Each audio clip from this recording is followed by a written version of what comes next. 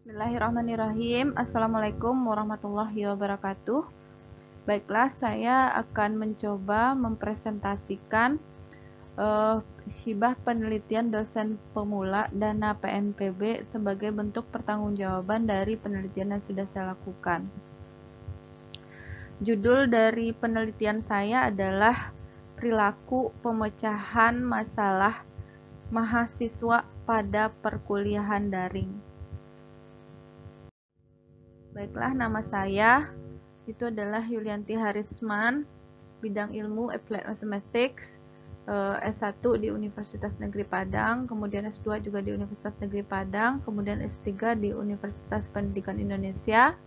Beberapa artikel yang pernah saya tulis adalah beberapa judulnya adalah The Different Patterns of Gesture Between Genders in Mathematical Problem Solving of Geometry, and Adult Gesture, Collaborative Mathematical Reasoning and Different Age, and etc. The third, the Attitude of Senior High School Teacher on Mathematical Problem Solving.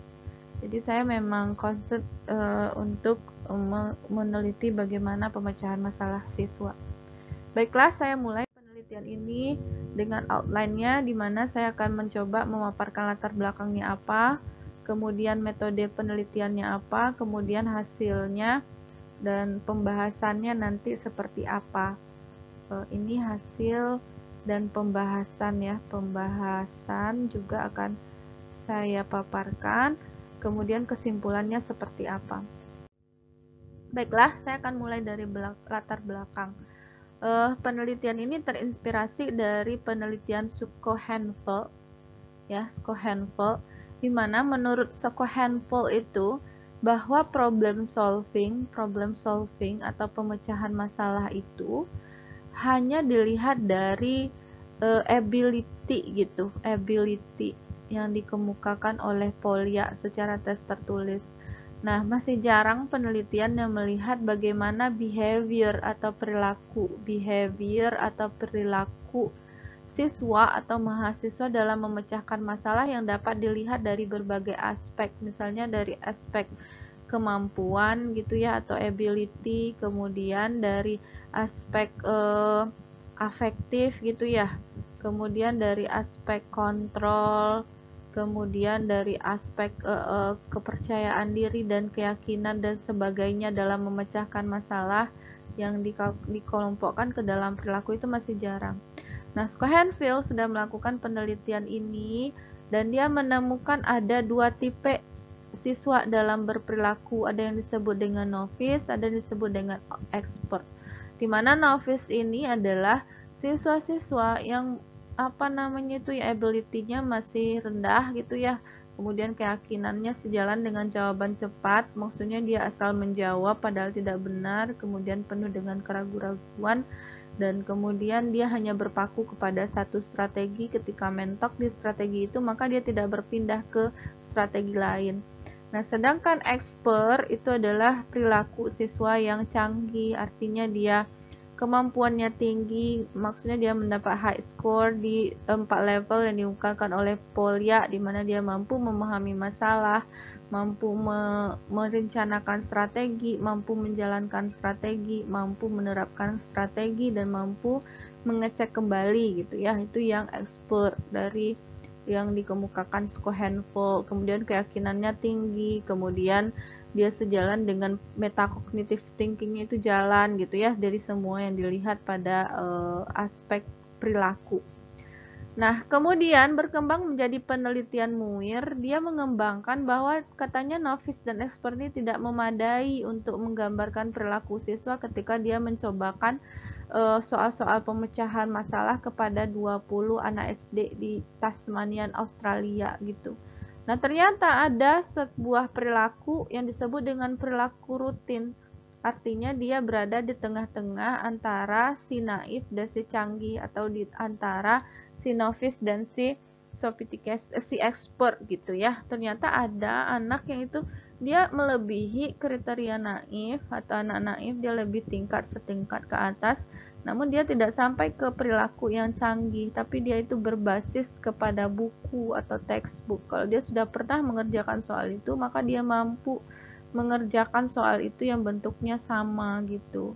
Dan dia persis mengerjakan sesuai dengan apa yang ada di buku, langkah-langkahnya gitu. Dia bisa mengimprovisasi, tapi dia tidak naif, artinya dia masih mampu berpikir, masih bisa memahami masalah. Cuma kalau dia mampu bergerak atau move ke sesuatu strategi, tapi itu strateginya monoton, itu saja. Kalau sudah mulai strateginya itu agak rumit, nah dia tidak mampu. Nah, kemudian Harisman melakukan penelitian ya di anak SMP sekota Bandung, sebandung gitu kan, sekota Bandung. Maka diperoleh perilaku yang katanya gitu tidak memenuhi juga perilaku yang, maksudnya tidak memadai juga perilaku yang dikatakan muir. Masih ada sebuah perilaku lagi yang disebut dengan semi-sophisticated, artinya dia melebihi anak rutin gitu, tapi nggak bisa ke sophisticated, tapi cepet di-upgrade itu, diberikan pemahaman sedikit ke siswa, dia langsung bisa upgrade pengetahuannya gitu, bisa di-upgrade ke canggih dengan cepat gitu. Nah, itu yang dikemukakan oleh Harisman. Nah, menurut penelitian Harisman itu masih banyak anak yang berada pada fase ini, dan yang bisa yang mempengaruhi ini semua adalah profesionalisme guru dalam proses pembelajaran pemecahan masalah. Mulai dari attitude guru gitu ya, sikap guru dalam proses pembelajaran pemecahan masalah, bisa belief guru gitu ya, belief atau keyakinan guru tentang proses pembelajaran tentang pemecahan masalah, bisa tentang pedagogi dari guru dalam proses pemecahan masalah gitu ya. Nah, ini semua masih dilakukan pada proses pembelajaran luring atau langsung. Penelitian ini dilakukan pada proses pembelajaran luring atau pembelajaran langsung. Nah, karena kita sekarang berada pada, maksudnya dipaksa ini luring ya, muir, Schoenfeld itu luring, muir itu luring, Harisman itu luring. Nah, itu semua dilakukan karena COVID-19, kita dipaksa untuk melaksanakan proses pembelajaran secara daring dengan menggunakan e-learning, baik itu secara asinkronus maupun sinkronus. Nah, untuk bisa mengembangkan profesionalisme guru, kita tentu pengen tahu dulu bagaimana sih perilaku pemecahan masalah mahasiswa pada proses pembelajaran daring. Nah, ini masih jarang atau penelitian yang meneliti perilaku siswa pada proses pembelajaran daring. Nah, penelitian ini mencoba untuk mengungkapkan bagaimana perilaku siswa dalam proses pembelajaran daring. Itu latar belakang dari permasalahan.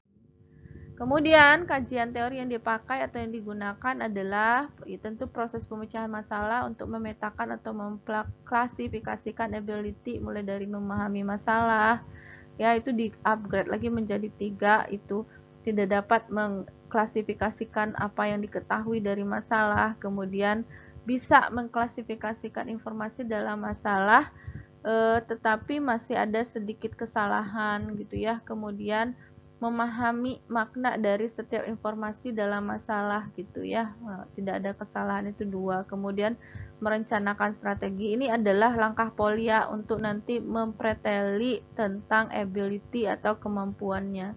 Kemudian perilaku itu yang dilihat adalah yang muir 2009 itu, mulai dari kepemilikan pengetahuan yang berorientasi kepada Polya, kemudian bagaimana siswa mengontrol dirinya dalam memecahkan masalah, kemudian keyakinan siswa dalam memecahkan masalah, kemudian bagaimana afektif siswa dalam memecahkan masalah, yang ini digunakan nanti itu dalam melihat bagaimana perilaku-perilaku ini dalam proses pembelajaran daring gitu ya. Kemudian apa itu pembelajaran daring? Itu adalah pembelajaran daring yang dilakukan secara online, baik menggunakan aplikasi dengan platform apa saja. Kalau dalam penelitian ini menggunakan e-learning yang sinkronus, maksudnya disertai dengan kadang-kadang menggunakan aplikasi Zoom Meeting gitu ya, Zoom Meeting. Nah, yang akan dilihat adalah bagaimana nanti perilaku pemecahan masalah mahasiswa ya. Nah, itu dalam penelitian ini. Kemudian Ini bukan latar belakang, maaf Bapak dan Ibu, ini adalah metodologi ya, metodologi penelitian dalam penelitian ini itu mulai dari pendekatan penelitian. Pendekatan penelitian yang dipilih adalah pendekatan kualitatif karena ini memang peneliti adalah orang utama yang menjadi menjadi instrumen. Kemudian ini adalah berkaitan dengan sifat-sifat subjek dan sebagainya, ingin menguraikan atau menggali karakteristik dari subjek penelitian. Nah, desain penelitian yang dipilih adalah case study, di mana case study-nya itu adalah daring tadi itu dalam kasus daring. Bagaimana perilaku mahasiswa dalam kasus daring gitu ya. Kemudian subjek penelitiannya 4 sesi mahasiswa pendidikan matematika, 3 sesi matematika, 1 lokal itu biologi. Jadi mereka nanti dikasih prosedur penelitiannya itu. Oh, ini masih keliru Bapak Ibu, masih yang tadi itu prosedur penelitiannya. Mereka diberikan tes gitu ya, tes pemecahan masalah, kemudian menganalisis tes tadi dengan polya gitu ya, mengklasifikasikan, kemudian berdasarkan klasifikasi bentuk-bentuk jawaban yang sama itu dikelompokkan dengan grounded theory gitu ya, dengan mematchingkan dengan aplikasi itu, misalnya ini sekelompok, ini sekelompok gitu, jawabannya mirip-mirip gitu, yang sama cara menjawabnya.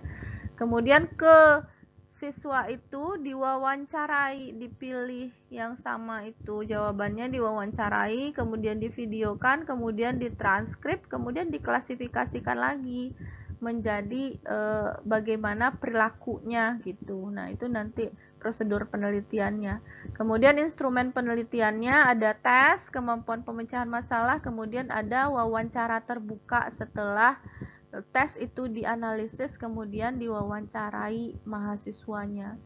Nah, teknik pengumpulan datanya adalah dikaji dulu secara matang rubrik perilaku yang dikemukakan oleh Muir, baik Muir gitu ya maupun Harisman gitu ya. Nah, Harisman kemudian mewawancarai mahasiswa terhadap jawaban dari soal yang diberikan. Nah, kemudian ini yang paling penting, bagaimana cara menganalisisnya ya. Kan ada 4 aspek pada penelitian ini yang dilihat untuk perilaku pemecahan masalah. Itu ada kepemilikan pengetahuannya bagaimana, pengendalian dirinya bagaimana, keyakinan dirinya bagaimana, afektifnya bagaimana. Jadi setelah anak dikasih tes 4 rombel ya, tes pemecahan masalah, untuk aspek kepemilikan pengetahuan tentu dari lembar jawaban, karena yang dilihat itu adalah ada 4 tadi itu kan, yang berdasarkan polya, bagaimana dia memahami masalah ya, kemudian bagaimana dia merencanakan strategi pemecahan masalah, kemudian bagaimana dia menjalankan strategi pemecahan masalah, kemudian bagaimana dia meninjau kembali strategi yang sudah dilaksanakan. Nah, itu dilihat dari tes jawabannya untuk aspek ini. Kemudian aspek metakognitif, bagaimana dia berkomunikasi secara tulisan dan lisan maupun tulisan. Bagaimana dia memetakognitif atau memikirkan kembali apa yang sudah dia lakukan. Apakah dia mampu menyatakan kembali, itu tentu dengan wawancara. Dari hasil jawaban itu kita lakukan penelusuran gitu ya, mana yang aneh-aneh jawabannya atau nyeleneh atau gimana, kita lakukan wawancara secara terbuka, kita gali. Nah, nanti muncullah pemikiran-pemikiran metakognitif dari siswa. Nah, bagaimana proses metakognitif itu berjalan? Nah, itulah yang dilakukan dengan itulah yang kita analisis, kita video kan hasil wawancara itu, kemudian kita transkrip hasil wawancara itu, kemudian kita coding atau kita kelompokkan, ini masuk masuk apa gitu, masuk apa. Nah, begitu juga dengan keyakinan, itu melalui lembar wawancara dan transkrip dari wawancara itu sendiri. Afektif juga begitu, dari transkripsi video pada saat wawancara. Nah, itu udah tekniknya. Jadi prosesnya sangat panjang, membuat soal dulu yang sesuai dengan karakter, melakukan pembelajaran dulu dengan proses pembelajaran daring. membuat soal pemecahan masalah yang sesuai dengan karakteristik siswa gitu ya. Kemudian memberikan tes itu kepada tiga rombel gitu ya, 2 matematika, 1 biologi, dikasih ke siswa itu jawabannya. Kemudian jawaban itu kita coding atau kita lihat ability-nya berdasarkan rubrik yang dikemukakan oleh Polya. Kemudian kita kelompokkan dari kelompok-kelompok itu yang kita curigai ini sama, ini sekelompok, kita wawancarai mahasiswanya. Itu butuh waktu yang panjang menggali lagi untuk melihat bagaimana dia pengendalian dirinya, bagaimana dia keyakinannya, bagaimana dia afektifnya dalam proses pemecahan masalah gitu ya. Nah, dari hasil penelitian di presentasi atau di slide ini nggak diuraikan keempat-empatnya, hanya kepemilikan pengetahuan dan kontrol saja yang diuraikan. Sedangkan untuk untuk afektif dan keyakinan itu bisa dilihat di paper saya, sudah saya terbitkan di Jurnal Nasional Pendidikan Matematika, judulnya sama, itu terakreditasi Sinta 3, bisa dibaca di situ. Nah, kepemilikan pengetahuan siswa naif itu kalau dilihat dari sini kan ini mencari garis singgung nih, ini nggak terlalu jelas ya. Nah, mahasiswa itu nggak tahu bahwa ini digunakan itu turunan implisit. Nah, cara menurunkan implisitnya itu juga salah, nggak ngerti gitu ya, pemecahan masalah. Nah, itu adalah, tapi dia paham masalahnya, memahami, itu mencari persamaan garis singgungnya dulu dengan menurunkan, cuma nggak ngerti menurunkannya itu mau menggunakan implisit atau apa gitu dalam memilih strateginya. Kemudian, kalau anak rutin itu sudah tahu dengan masalah dan juga sudah tahu dengan dengan turunan implisit, tapi melakukan sedikit kesalahan, itu operasi prosedur atau operasi itu dikurungnya salah. Jadinya ketika di sini itu jadinya prosesnya jadi salah. Itu kan untuk untuk ability atau kemampuan, kan berarti dalam perencanaan strateginya itu dalam melaksanakan strategi pemecahan masalahnya, dia udah tahu oh ini masalahnya adalah mencari garis singgung. Kemudian untuk mencari M-nya tentu diturunkan, dan dia juga udah tahu bahwa penurunan itu adalah penurunan yang digunakan adalah penurunan implisit. Cuma dalam prosesnya dia itu lupa, keliru dalam proses pengoperasiannya, di mana lupa menuliskan tanda kurung sehingga hasilnya keliru. Itu untuk anak yang rutin ya. Sedangkan untuk anak yang, jadi ada 3 tipe di sini cara menjawab siswa. Anak canggih, dia tahu masalahnya bahwa ini adalah menentukan garis, persamaan garis Y kurang Y1 sama dengan M, X kurang X1 gitu ya. Kemudian dia sudah tahu cara menurunkan garis, cara mencari garis singgung itu adalah dengan menggunakan turunan implisit. Ini turunan implisitnya, dia udah benar memilih strateginya, menjalankan solusinya, dan melaksanakannya serta operasinya benar gitu ya. Itu untuk untuk kepemilikan pengetahuan atau ability gitu atau kognitifnya. Sekarang bagaimana dengan kontrolnya? Ada 3 juga pembagiannya. Ada anak naif juga nih. Ketika ditanyakan ya, tidak ditanyakan bahwa ada nggak yang salah di wawancara, ketika diwawancara ini udah bener nggak gitu penurunannya, dia tidak ini langsung jawab itu udah bener, saya sudah melakukannya dengan benar, materinya itu sudah saya pahami, sudah saya kerjakan dengan benar. Jadi dia nggak mengontrol dirinya, tidak. Ketika dipancing apakah begini cara menurunkan turunan implisit, jawabnya iya, kadang tidak tahu. Nah, ini kalau anak ini tuh sering tidak tahu, sudah pernah tapi lupa gitu ya, tidak pernah gitu. Jadi tidak, kontrolnya itu tidak kelihatan, bahwa tidak ada filler, tidak ada keraguan gitu ya, tetap jawab tidak pernah, tidak tahu, atau memang ini caranya gitu tapi salah gitu. Jadi tidak terlihat kontrolnya ketika diwawancara. Sedangkan bagaimana anak rutin mengontrol ketika diwawancara, ini ada ketinggalan kurung atau tidak ya. Dia tuh mampu menjelaskan ulang apa yang dibuatnya ya, itu.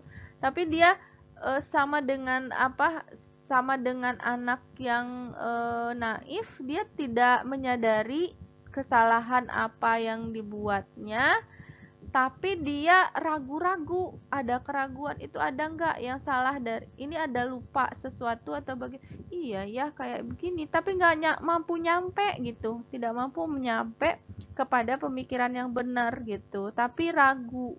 Dan dia hampir bisa merealize ketika dipancing itu, dia ragu tapi belum bisa sampai gitu ke pemikirannya. dan itu ya. Tapi kalau anak yang naif itu langsung tidak tahu, tidak pernah gitu, sudah benar gitu. Tapi kalau anak yang rutin ini ketika dipancing yang bagian mana ya Bu? Ini coba lihat lagi. Ini ada yang keliru tidak, tanda kurungnya. Nah, kadang anak yang rutin tuh mampu dia mengontrol dirinya. Oh iya, bagian sini salah. Nah, begitu ya kalau kontrol dirinya anak rutin.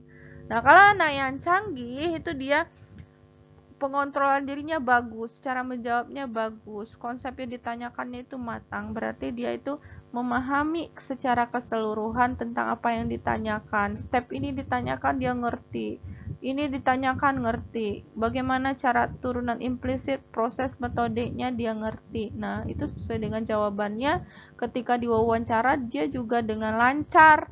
Ini adalah turunan parsial ya, kemudian yang cari adalah gradien, kemudian ini adalah konsep persamaan garis singgung gitu ya. Ini anaknya itu adalah apanya namanya tuh, namanya kependekan NSR. Nah, begitu juga dengan keyakinan, begitu juga dengan afektif. Ternyata masih terdapat 3 gradasi yang sama seperti yang Muir dapatkan dalam proses pembelajaran daring. Jadi apa yang bisa disimpulkan dari penelitian ini ketika di-compare dengan penelitian lain? Bahwa hasil penelitian ini masih menghasilkan 3 perilaku atau 3 kategori, ada naif gitu ya, ada rutin, kemudian ada canggih. Walaupun proses pembelajaran daring ternyata anaknya masih begitu-begitu juga gitu.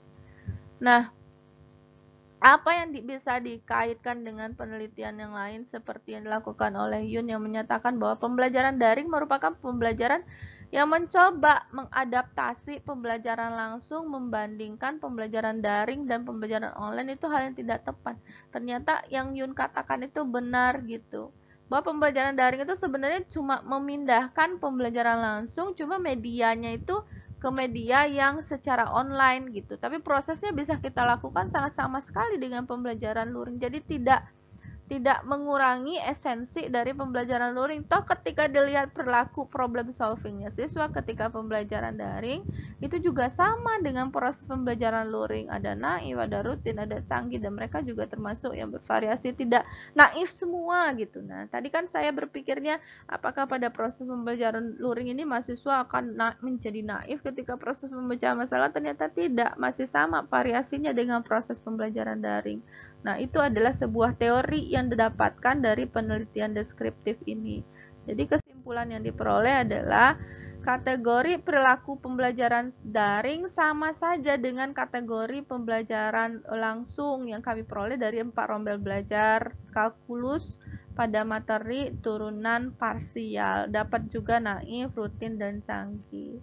Nah, mungkin itu hasil penelitian yang dapat saya peroleh pada penelitian hibah PNPB ini, dan alhamdulillah saya sudah membuat artikelnya dan sudah dipublish di JNPM. Itu luaran wajib yang saya janjikan itu berada di Sinta 3, sudah ada abstraknya, bisa diketik Bapak dan Ibu, nanti judulnya sama dengan judul penelitian saya, dan nanti full papernya insya Allah terbit di akhir September. Oke. Terima kasih sudah mendengarkan penyajian dari hasil penelitian saya. Saya ucapkan Assalamualaikum warahmatullahi wabarakatuh.